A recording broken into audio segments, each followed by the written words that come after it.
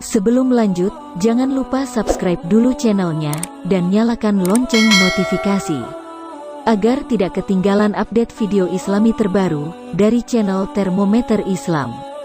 Terima kasih sudah berkunjung, semoga sehat selalu. Siapa yang bodoh, Abdul? Baru satu gambar aja kamu udah kelojotan kayak setan.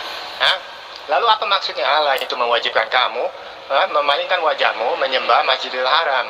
Di mana Ka'bah itu berada? Ayo, mau baca itu surat Sapi dari ayat 142 sampai 150. Atau mau baca lagi itu surat Al-Baqarah 198 sampai 203. Hendaklah kamu apa? Lakukan haji dan berzikirlah kamu selama kamu di situ dengan memohonkan ampunan dosa. Apa kurang bodoh? Allah hanya bisa mengampuni dosa kalau kamu di Mekah, di Arafah, di Madinah. Di mana logikanya? Logika kalian yang ngaco, ya. Surat Muhammad ayat 7. Tolonglah Allah sebelum Allah meneguhkan posisimu. Maksudnya apa? Allahmu tidak berdaya tanpa tangan manusia? Atau An-Nisa 85. Berilah pertolongan yang baik kepada Allah, atau dia akan menambahkan dosamu. Lagi-lagi Allah minta tolong. Di mana logikamu? Itu bukti Allahmu itu manusia. Masih mau bantah apa lagi? Justru ini hujatan yang tak berbobot. Katamu dosa tidak diampuni oleh Yesus. Faktanya, ya, tertulis Yohanes 8 tentang perempuan berzina. Pergilah, dosamu sudah diampuni, dan jangan berbuat dosa lagi. Siapa dia? Dia mengampuni dosa. Jelas tertulis. Dia cuma manusia, Bo. Nah, apa yang dimaksud dengan dosa? Dosa adalah tidak melakukan 100% perintah Allah. Nah, tentulah kamu juga berdosa. Perintahnya adalah untuk apa? Beribadah pada hari Sabat. Nah, lalu kamu sembahyang hari Jumat. Nah, itu udah jelas menampar mukamu sendiri bahwa kamu anti Taurat. Paham ya? Iya, justru kamu jangan mengutip ayat sesukamu. Ya, tuliskan itu Galatia 13 seutuhnya. Jangan dipotong setengah. Bismillahirrahmanirrahim. Sahabat-sahabat sekalian, saya keliling grup ya. Dan setelah saya masuk di grup Master Debat, saya membuka VN seorang serigala bernama Agus yang lagi berdialog dengan seorang muslimah atas nama Mas Ayu Fitrianti. Jadi di sini si serigala Agus ini mencoba untuk memahami terjemahan Al-Quran berdasarkan pemahamannya sendiri, tidak berdasar terhadap disiplin ilmu di dalam mengkaji ayat-ayat suci Al-Quran. Jadi dia pahami dengan pemahaman serigalanya dia. Dia mencoba untuk menyampaikan kekeliruannya dia terhadap makna daripada surah Al-Baqarah. Jadi saya ngambil satu ayat saja supaya dia paham. Bismillahirrahmanirrahim. Laisa 'alaikum junahun an tabtaghu fadlan min rabbikum wa idza afattum min arafati fazkurullah 'indal mash'aril haram wazkuruhu kama hadakum wa in kuntum min qabli laminad dallin. Jadi di ayat ini Allah menerangkan tidak ada dosa bagi kalian untuk mencari dunia atau mencari karunia atau mencari rezeki dari hasil perniagaan dari Tuhan kalian. Maka apabila kalian telah bertolak dari Arafah, berzikirlah kepada Allah di Masy'aril Haram, dan berzikirlah dengan menyebut Allah sebagaimana yang ditunjukkannya kepada kalian. Dan sesungguhnya kalian sebelum itu benar-benar termasuk orang-orang yang sesat. Ayat ini asbabun nuzulnya jelas berkaitan dengan berdagang saat ibadah haji. Jadi dari Ibnu Abbas yang menceritakan bahwa di masa jahiliyah, Ukas, Majinah dan Zulmajas merupakan pasar-pasar tahunan. Jadi di situ ada tempat ya yang disebut dengan Majinah dan juga Zulmajas yang merupakan pasar-pasar yang muncul tahunan, di mana di sini adalah tempat perniagaan para jemaah-jemaah. Nah, Mereka merasa berdosa bila melakukan perniagaan dalam musim haji. Maka diwahyukanlah ayat ini. Tidak ada dosa bagi kalian untuk mencari karunia. Artinya tidak ada dosa bagi kalian untuk berniaga, ya, dari Allah. Ini diterangkan dalam surah Al-Baqarah yang saya bacakan tadi. Jadi menggandakan niat ibadah haji dan berdagang itu boleh, dengan niat utamanya adalah niat ibadah haji. Demikian juga niat tambahan mencari rezeki, ya, itu dibolehkan. Dan juga dengan bersilaturahmi itu juga dibolehkan. Rasul Muhammad SAW di dalam hadis Bukhari pernah bersabda, siapa yang suka dilapangkan rezekinya dan dipanjangkan umurnya, hendaklah dia menyambung silaturahmi. Jadi ayat ini tidak ada yang menceritakan tentang apa yang dituduhkan oleh serigala berbulu domba ini.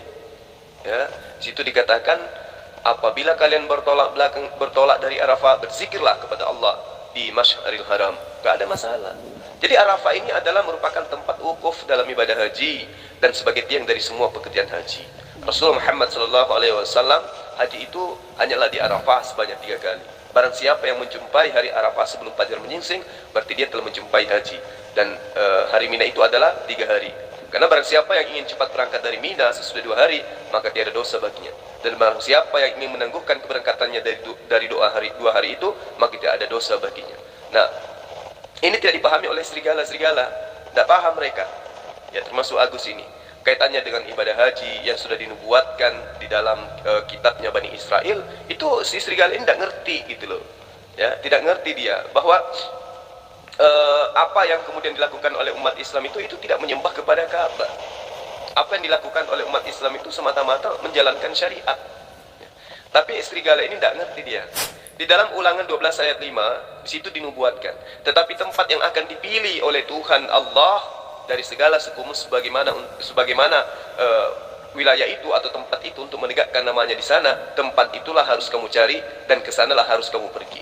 Ini di mana ini? Tidak lain dan tidak bukan adalah tanah suci Mekah. Ya, tempat itulah harus kamu cari dan kesanalah harus kamu pergi. Ini perintah dan ini adalah nubuatan. Tetapi tempat yang akan dipilih oleh Allah dari segala suku bangsamu untuk menegakkan namanya di sana, tempat itulah yang harus kamu cari dan kesanalah harus kamu pergi. Ini bukan ke Vatikan, bukan ke Yerusalem ini, tetapi ke Mekah. Ya, hanya digenapi oleh ajaran Islam. Ya. Lalu kemudian di dalam Yehezkiel 40, Yehezkiel 42 dan seterusnya itu nubuatan itu sangat jelas di situ. Tapi ya namanya serigala, mana peduli dia. Dia lebih utamakan menghujat daripada mencari ilmu. Lalu kemudian makhluk serigala unik ini yang bernama Agus ini ya, mencoba kembali untuk memahami dan menjelaskan terjemahan Al-Quran. Sekali lagi, serigala yang bernama Agus ini mencoba untuk memahami, menafsirkan terjemahan. Jadi bukan Al-Quran, tapi terjemahan Al-Quran dia pahami berdasarkan otaknya yang penuh dengan lemak babi, ya, karena ajaran pagan menyembah kepada manusia. Dia mengangkat terjemahan Al-Quran surah Muhammad ayat 7. Ya ayyuhalladzina amanu in tansurullah yanzurukum wa yuthabbit aqdamakum. Hai orang-orang yang mukmin, orang-orang yang membenarkan Allah dan Rasulnya, serta orang-orang yang melaksanakan syariatnya, bila kalian menolong ajaran Allah melalui jihad di jalannya, menjadikan kitabnya sebagai hakim, sebagai petunjuk, melaksanakan perintah-perintahnya dan menjauhi larangan-larangannya, niscaya Allah memenangkan kalian atas musuh-musuh kalian dan meneguhkan kaki-kaki kalian saat perang. Jadi ini ayatnya sangat-sangat sederhana sebenarnya. Kalau serigala ini menggunakan akalnya manusia, tapi lagi-lagi dia menggunakan akal serigala.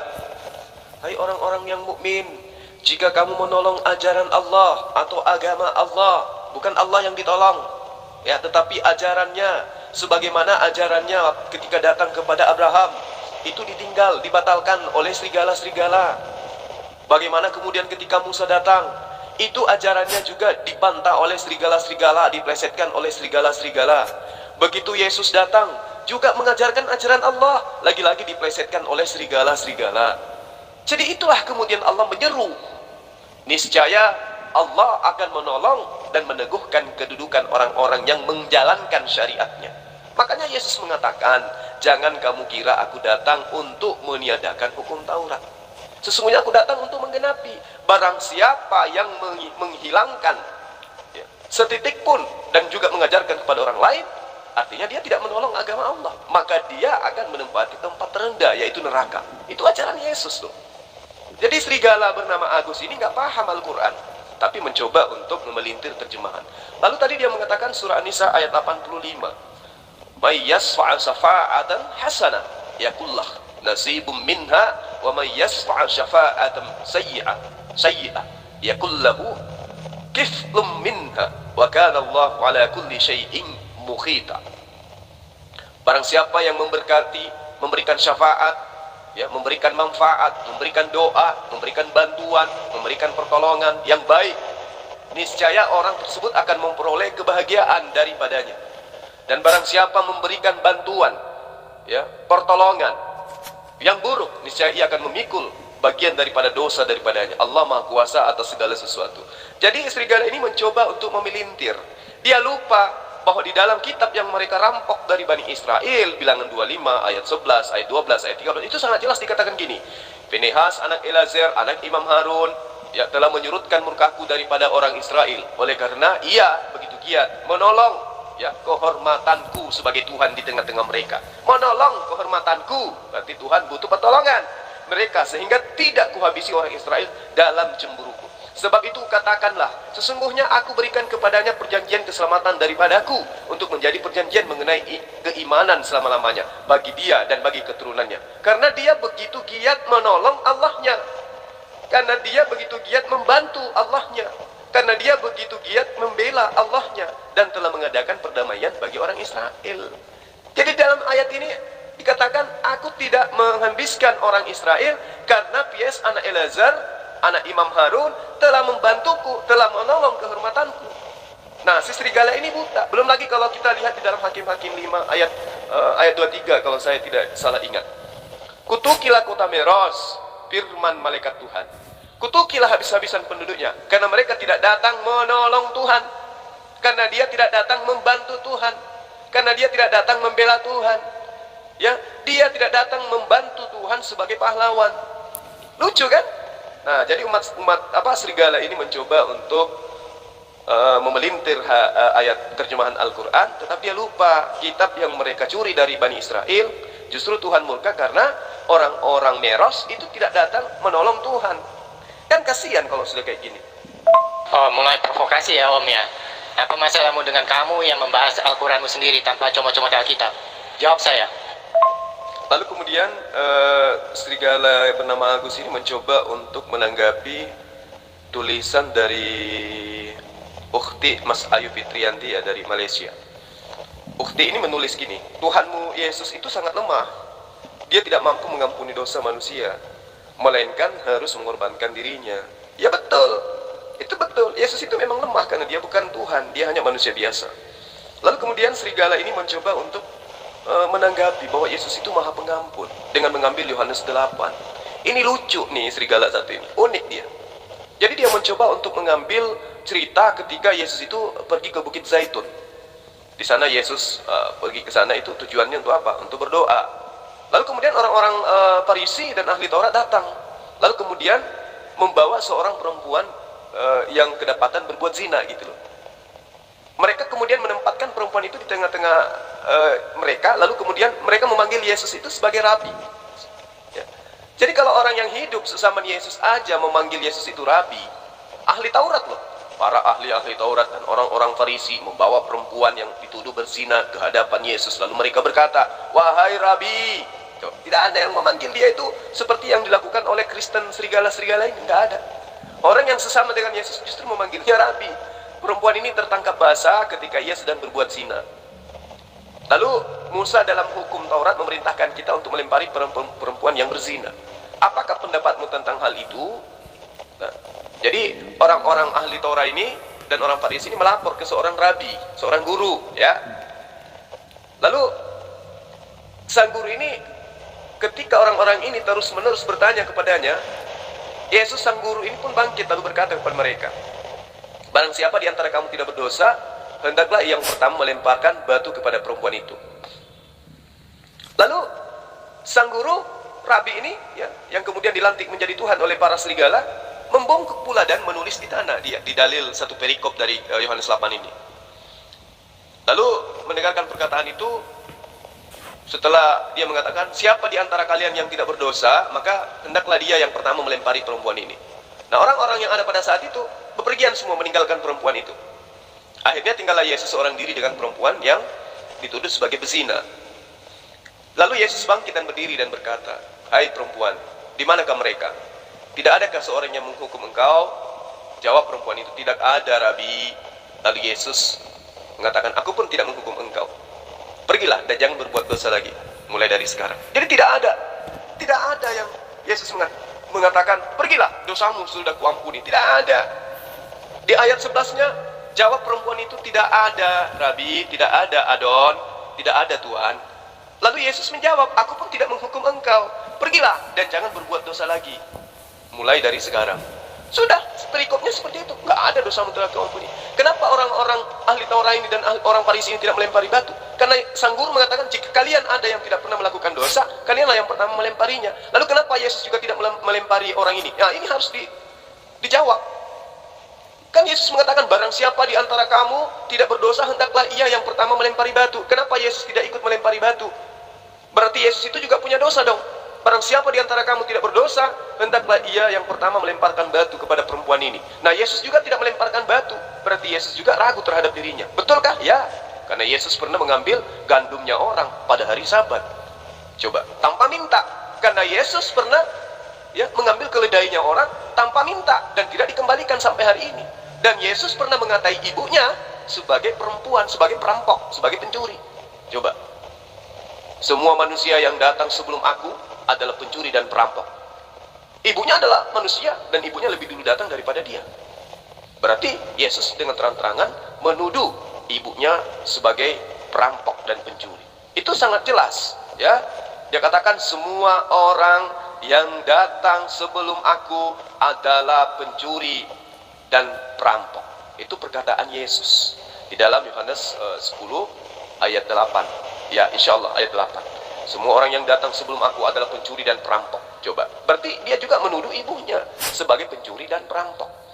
Jadi si Agus Serigala ini, ngaku-ngaku domba, ngaku-ngaku pengikut Yesus ini, itu mencoba untuk menipu kita, ya, menipu orang-orang yang ada di sini, di grup ini, dengan mengatakan bahwa Yesus itu maha pengampun. Gak ada Yesus itu maha pengampun. Yesus gak bisa. Di dalam Matius 6 ayat 15 sampai ayat 16 sampai ayat 15. Karena jikalau kamu mengampuni kesalahan orang lain, mengampuni dosa orang lain, Bapakmu yang di surga juga akan mengampuni dosa kamu. Tetapi jika kamu tidak mengampuni dosa orang lain, Bapakmu juga tidak akan mengampuni dosamu. Berarti orang lain juga bisa mengampuni dosa, bukan cuma Yesus. Lalu kemudian yang lebih jelas lagi dalam Matius 18 ayat 21 ayat 22. Kemudian datanglah Petrus dan berkata kepada Yesus, Tuhan, sampai berapa kali aku harus mengampuni saudaraku jika ia berbuat dosa terhadap aku? Sampai 7 kali kah? Kata Petrus. Lalu kemudian sang Tuhan ini berkata kepada Petrus, bukan, aku berkata kepadamu bukan sampai 7 kali, melainkan sampai 70 kali. Ya kan? Berarti orang lain juga bisa mengampuni dosa, bukan cuma Yesus. Justru tadi ketika Ukti ya, yang dari Malaysia ini bertanya, dia mengatakan bahwa Yesus itu lemah karena dia tidak bisa mengampuni dosa. Dia harus datang jadi manusia, ditampar, diseret, dibunuh oleh manusia untuk menebus dosa. Padahal itu ajaran pagan, itu ajaran Yunani, ajaran yang tidak diajarkan oleh Yesus. Oh beda Gus, kamu sebagai serigala memahami terjemahan tanpa ilmu. Ya, kamu nggak ngerti ilmu Quran, tapi terjemahan kamu pelintir. Kalau saya mengambil ayat-ayat gospel, bukan Alkitab, gospel, ya itu untuk menampar kamu, karena saya lebih paham gospel daripada kamu. Lawang kamu serigala, saya manusia, beda dong. Serigala nggak berakal, manusia berakal. Gitu Gus, paham nggak? Halo. Jangan kamu menghujat orang. Kalau kamu tidak bisa berdebat dengan santun, ya, saya tidak akan layani. Iya, masalahnya disuruh makan buku, Om. Nah, Allah saya itu hidup, bukan Allahmu yang hanya bisa membatu dari zaman dulu. Nah, jadinya, uji nalar, uji logika, uji bukti. Tuhanku sanggup melakukan. Nah, itu saja, udah cukup. Dan sekali lagi, jangan memanggil orang lawan debatmu dengan nama-nama yang memprovokasi. Oke? Kalau kamu kurang ilmu, belajar. Kalau kamu kaya ilmu, tunjukkan. Lebih dari itu, menghujat menunjukkan Anda adalah kaum yang rendah intelek. karena tidak mempunyai cukup kosakata untuk menjelaskan posisi penjelasanmu yang mana yang paling benar. Nih ya, saya bantu untuk kamu pahami ya, Serigala Agus. Galatia 3 ayat 13 yang kau minta ya. Kristus telah menebus kita dari kutuk hukum Taurat dengan jalan menjadi kutuk karena kita, sebab ada tertulis, terkutuklah orang yang digantung pada kayu salib. Justru kalau kamu itu punya otak, orang yang dikutuk, orang yang dihukum di atas tiang salib, itu adalah nabi palsu. Ya, itu adalah nabi palsu. Alkitab sangat jelas menerangkan di dalam Ulangan 18 bahwa nabi palsu itu ya harus disalib. Nabi palsu itu tidak boleh dimakamkan mayatnya lebih dari masa hari Sabat itu datang. Dan itu dipraktikkan oleh Kristen terhadap imannya, terhadap ajarannya kepada Yesus melalui editan-editan kitab mereka. Jadi kalau Yesus Anda katakan terkutuk karena membebaskan kalian dari hukum Taurat, itu lucu. Karena hukum Taurat itu diperuntukkan untuk Bani Israel, sementara kalian adalah Bani Serigala. Nggak nyambung. Ini sudah berapa kali saya ajarkan kepada kalian. Hukum Taurat itu spesial, hanya mengikat aturan-aturannya kepada Bani Israel, bukan kepada kalian yang Bani Serigala, bukan. Tapi kenapa kemudian Yesus datang membebaskan Bani Serigala dari hukum Taurat? Harusnya Yesus kalau memang betul yang seperti yang diajarkan konsep pagan, yang dibebaskan dari kutuk Taurat itu adalah Bani Israel. Lagi-lagi Taurat itu bukan kutuk. Taurat itu justru adalah jalan keselamatan menuju kepada Sang Pencipta alam semesta. Tapi ajaran serigala mengatakan hukum Taurat itu adalah hukum kutukan. Nah, itulah fungsinya akal. Tapi karena kamu serigala tidak berakal, kayak mana mau paham? Saya menghujat apa, Gus? Saya mengatakan kamu serigala, apakah salah? Salah nggak kalau saya mengatakan kamu itu serigala? Salahnya di mana? Justru santun saya menyebut kamu serigala daripada Yesus menyebut kamu anjing. Coba, ya? Ini harusnya kamu berterima kasih. Saya memberikan kamu kedudukan yang spesial. Serigala, binatang yang bagus, yang kuat, yang buas. Itulah kamu. Kamu mau diakui sebagai domba? Di mana judulnya? Teorinya seperti apa? Bukan, kamu bukan domba, kamu serigala. Dan itu masih bagus dibanding Yesus menyebut kamu sebagai anjing. Paham sampai sini? Yang namanya Tuhan memang sanggup segala-galanya. Tidak seperti Yesus, tidak bisa berbuat apa-apa dari dirinya sendiri. Tapi bukan Tuhan yang sedang saya bahas. Yang saya bahas itu kamu, serigala berbulu domba, yang tidak paham terhadap gospel. Justru saya lebih paham daripada Anda. Tapi saya maklumi, Anda kan serigala. Serigala itu kan hewan. Wajar dong, iya kan? Nah sekarang kamu ingin mengajarkan orang di grup ini dengan menjabarkan terjemahan-terjemahan Al-Quran. Ilmu kamu apa? Selain kebencian, ya, selain iri, sakit hati, dengki, cemburu terhadap kebenaran Islam. Kamu mencari celah dengan mengais-mengais terjemahan. Beda dengan saya paparkan semuanya dengan fakta, sesuai dengan dasar yang ada. Kamu katakan Yesus itu Tuhan. Tuhan dari mana? Apanya yang kamu sebut Yesus itu Tuhan? Kalau bukan konsep pagan, terus konsep apa? Kapan Yesus mengajarkan dirinya adalah Sang Pencipta alam semesta? Karena itulah saya mengatakan Anda itu serigala, mencoba membawa-bawa nama Yesus, menjajakan Yesus kemana-mana, seakan-akan Yesus itu pernah mengajarkan untuk menjadi seorang Kristen. Yang mengajarkan orang menjadi Kristen itu Paulus. Yang mengajarkan tentang kekristenan itu Paulus. Murid-murid Yesus yang asli sudah menerima pesan dari gurunya Yesus. Yesus berpesan kepada ke-12 muridnya agar dia tidak ke bangsa lain. Udah selesai. Jadi kalau ada orang yang keluar ke bangsa Israel mengajarkan tentang Yesus, maka dia adalah murid palsu. Nah itulah Paulus dan kawan-kawan yang saya maksud sebagai serigala. Dan kamu pengikutnya, berarti kamu juga serigala. Jadi kamu gak usah marah kalau dikatakan seperti itu. Harusnya kamu berterima kasih, ya, daripada saya ngatain anjing. Anjing itu pernyataan Yesus kepada non-Yahudi yang percaya kepada Yesus seakan-akan Yesus itu adalah Tuhan. Dan itu adalah Anda. Ya terima aja, itu sudah stempel di jidat Anda. Paham? Saya tidak memprovokasi. Saya mendudukkan posisimu dengan posisi yang sebenarnya. Kamu ngaku pengikut Yesus kan? Sementara pengikut Yesus itu hanya Bani Israel. Yang teriak-teriak menyeru kepada Yesus, oleh Yesus disebut sebagai anjing. Coba. Ya, kamu mengatakan kami nyembah batu. Kami nggak sakit. Karena memang kami nggak nyembah batu. Mau sampai robek kupingmu pun mengatai kami nyembah batu, kami hanya tertawa. Karena itu menunjukkan kamu tidak punya ilmu. Lawang Yesus yang manusia yang hebat itu aja kami nggak sembah, apalagi batu, benda mati. Inilah makanya saya katakan Yesus mengatai kalian anjing itu betul. Anjing itu nggak menggunakan akal. Nah, daripada saya mengatai Anda gugup, mending saya mengatai Anda sebagai serigala. Karena memang udah cocok. Yesus di dalam Matius 7 ayat 15 mengatakan, waspadalah terhadap pengajar-pengajar palsu yang datang kepadamu dengan menyamar seperti domba, tetapi sesungguhnya mereka itu adalah serigala yang buas. Nah, inilah kamu. Saya mengatai Anda itu serigala bukan tanpa dalil.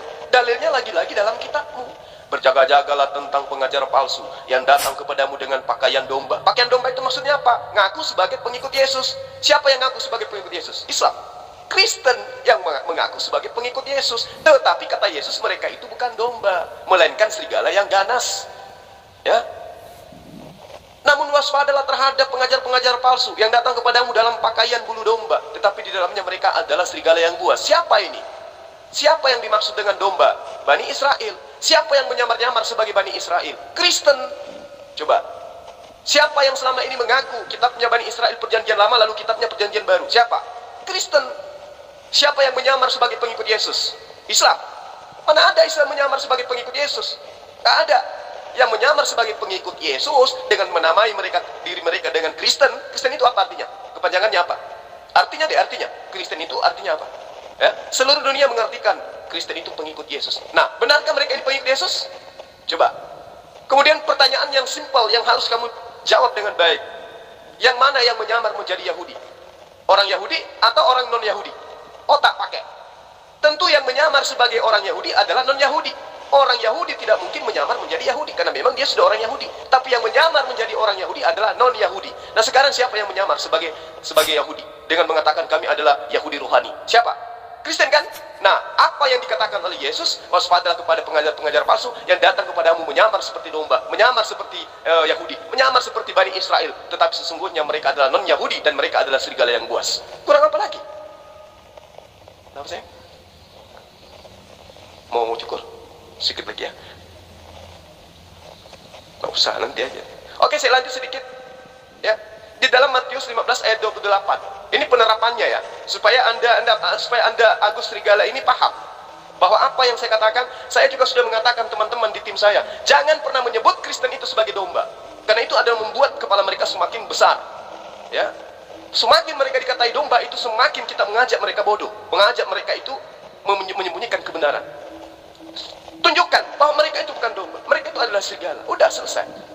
Dan saya minta kepada tim-tim saya, jangan pernah menyebut Kristen itu, yang khususnya yang ada di grup debat, yang selalu memaki-maki Islam, selalu memaki-maki Rasulullah Muhammad SAW, selalu memplesetkan ayat-ayat suci Al-Quran. Jangan pernah sebut sebagai domba. Sebutlah dia dengan kedudukannya yang sebenarnya, yaitu serigala. Ya, nah di dalam Matius 15 ayat 21 sampai ayat 28, Yesus pergi di situ dan menyingkir ke daerah Tirus dan Sidon. Maka datanglah seorang perempuan non-Yahudi dari daerah itu dan berseru, kasihanilah aku, ya Tuhan anak Daud. Kasihanilah aku, ya Tuhan. Kalau di terjemahan Lembaga Alkitab Indonesia, ya Tuhan, ya Tuhan, ya Tuhan, kasihanilah aku. Tetapi di situ dia tuliskan, ya Tuhan anak Daud. Berarti anak Daud Tuhan. Waduh, anak manusia jadi Tuhan. Nah, inilah yang saya katakan pengajar-pengajar palsu.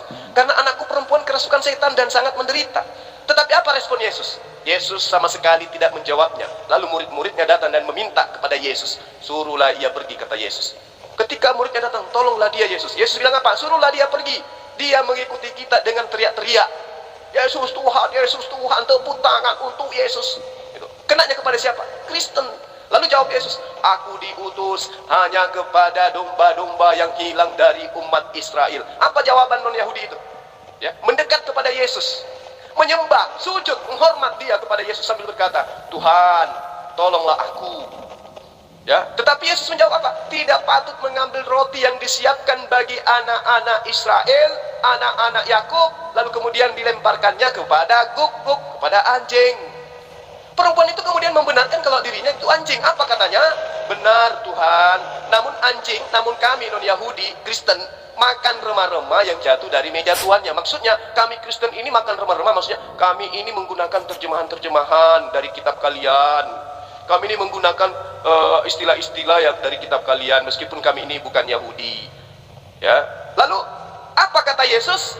Jawabnya kepada perempuan itu, hai ibu, besar imanmu, maka jadilah kepadamu seperti yang kau kehendaki. Seketika anak itu sembuh. Lalu kemudian non-Yahudi lainnya, itu buktinya Yesus sudah mengatai anjing. Tetapi Yesus Menyembuhkan anak itu bukan berarti dia diutus kepada non-Yahudi, tidak. Sama ketika saya diutus ke Papua, saya adalah seorang dokter. Di tengah perjalanan, di pesawat, tiba-tiba ada orang yang kejang-kejang. Saya diutus untuk ke Papua, ada orang yang kejang-kejang di pesawat. Apakah sebagai dokter, ketika orang minta tolong kepada saya lantas menjawab, oh enggak, saya dokter memang, tapi saya hanya diutus ke Papua untuk mengobati pasien di sana, bukan untuk mengobati pasien yang ada di jalan. Apakah seperti itu? Tidak. Serta-merta sebagai profesi saya dokter, karena orang ini minta tolong, saya obatin. Begitulah Yesus. Ada orang sakit, katanya kasih, masa nggak diobatin? Justru Yesus salah dengan mengatakan anjing kepada wanita tersebut. Harusnya dia obati aja anak itu.